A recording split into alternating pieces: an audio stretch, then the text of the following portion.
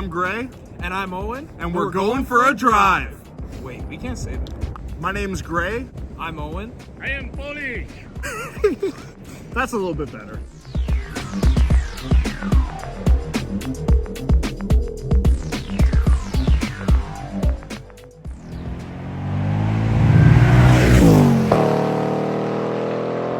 Today we're going to be going over my buddy Owen's 2024 Mustang GT Performance Package. All right, bro, so tell me about the reason you bought your Mustang GT. Well, it's quite an interesting story. So I had a Danger Ranger 2019 2.3 EcoBoost, called it the Eco Beast. Kind of game. It's tuned to 450 horsepower, did 0 to 100 in 5.1 seconds if you include the 1 foot of rollout, 5.3 without, quarter mile in 13.2. I took you across Canada in it, racing a hillbilly, shot the connecting rod out the side of the engine, oil all over the Trans-Canada. All over the place. Ended up Lloydminster, Alberta, Saskatchewan, that's the border, blown up truck, middle of nowhere. The plan was to go pick up a dirt bike. Which we ended up doing. Yes, just we had to drive back in a rental. And so I was able to get into an S650 Performance Pack GT 6-speed manual. And this time I took the extended warranty, so I'm not gonna crazy mods until the warranty's up. Yeah, the finance guy loved you. Yeah. It's not an aftermarket warranty. It's Ford, oh yeah, warranty. 3 years on the interior, 6 years on powertrain. Yeah, it's not People's Choice warranty. We can't use that. I'll figure it out. Okay. I'm not too worried. So tell me, what are your favorite things about the S650 GT platform? Ooh, that's a hard one because I really love the S550 and I actually really wanted to get into the S550. It's just the finance rates didn't make sense. I couldn't go with the S550. The payments would have been almost equal, within $100 of each other. Yeah, so for an older car, it wouldn't make any sense. In But, terms of like usability, driving it, honestly, owning it day to day, what are your favorite things? I gotta say Magna Ride. A lot of people say that they don't like it, the cost of replacement later on if it messes up. It's not too much. I've looked into it. It's basically to replace the Magna Ride is like a good Olin's coilover setup. Is there anything else you like about the car?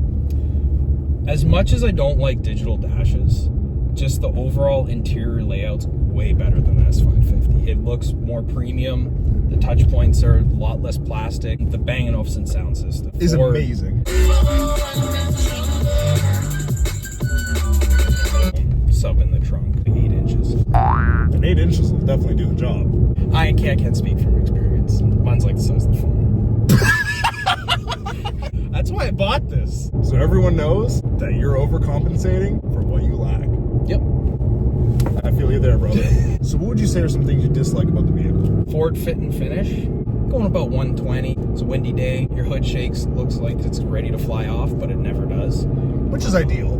Yeah. MT82, honestly, not too bad. A lot of people complain about it, but it's almost like once in a while, you gotta kind of like double clutch third, because if you try to pop it in, it won't actually go into third. You let off the clutch, it'll grind, but you can feel it. Like if you're just being a little rowdy, you kind of feel it not wanting to go in, you kind of do like a double clutch, and then it pops in fine. Probably the biggest dislike, the electronic parking brake's kind of decent, I gotta say, with the drift mode and everything, but never tried that.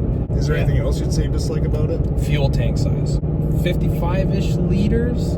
I gotta say, I fill up a lot, and I was averaging 10.6, 10.8 liters per 100 kilometers when I first got it, because I was still in the break-in period. Getting really good fuel economy, and I was stopping a lot. It was like 500 kilometers a tank, 550 a tank. You know, it's a 5-liter V8, right? So if you had, let's say, a 70-liter tank or a 75-liter tank, it would get you a lot further. Like, it's more of a GT car, just like it says, GT. It's not like full-blown track car. It's just something to go quick, have some fun on a back road, and do long road trips. It's great on with 2 people. It's more like a 2-person car. There's 4 seats, but maybe 3 max. I know we've done it to Montreal. Yeah. And we had our little rowdy Greek in the back. Actually, he's Macedonian. Also, with the performance pack, you don't get a spare tire. There's just an air pump in there. It's a big hole with an air pump.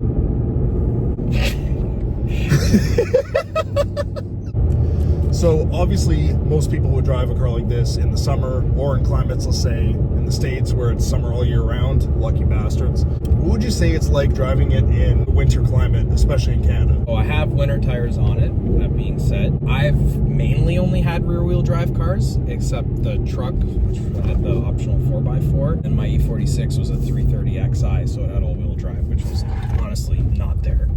I had an E34 rear-wheel drive, drove it through the winter, no problems. E39 540M Sport, drove it in the winter with winter tires, no problems. The E34, I didn't even have winter tires. This, I put winter tires on it, and if you know what you're doing, not really a problem, just don't floor it. But like, we're spinning, we're spinning, we're spinning, we're spinning, we're spinning, we're spinning, still spinning, going sideways. But if you just drive respectably, I've driven it in snowstorms, haven't had any issues. The main thing is, for me, stopping, not so much the acceleration in the winter, so a good set of winter tires helps you stop. Yeah, you'll have a little bit of slip, you won't get off the line like the all-wheel drive guys or the front-wheel drive guys, but at least when you come to a corner and your steering goes to a lock, you're not going straight like it is with a front-wheel drive car. You can actually manage a drift. Yeah. And you can correct yourself in the winter. I mean, sometimes it scares people, but really the rear-wheel drive, I take it, even my truck, I'd rarely put it in 4x4 unless there was a lot of deep snow and I just wanted to get off the line quick. If it was on the highway or anything, it was always in rear-wheel drive. But yeah, it's for winter, it's not a bad car. I rust-proofed it. You rust-proof it because the car is half aluminum, half steel. And American cars are notorious for rust. I think you'll be okay. And anything else? That V8 though, that's about it. No replacement for displacement. They can get a lot more power. I know you Civic guys, your 4-cylinder Mercedes. Oh no, don't call it the Civics and the Mercedes, guys. And then I know you BMW inline 6 guys, because I'm a BMW guy. You can like download 150 horsepower. What can you download on this? I can download Whipple for 810 horse and zero traction and terrible for this chassis. This chassis does not need 810 horsepower. Yes, it does. It's a lot of rowdiness, a lot of scariness, but you don't get that handling anymore. Lose it with just straight line rowdiness. But here's the question. For straight line rowdiness, what do you want? You want a supercharger. What the hell can't whine? Whee! Thank you guys for watching. Don't forget to like, comment, subscribe, and I'll see you on the next one. If you watch to the end, I want you to drop a banana in the comments so that I know you watched it in full. Peace.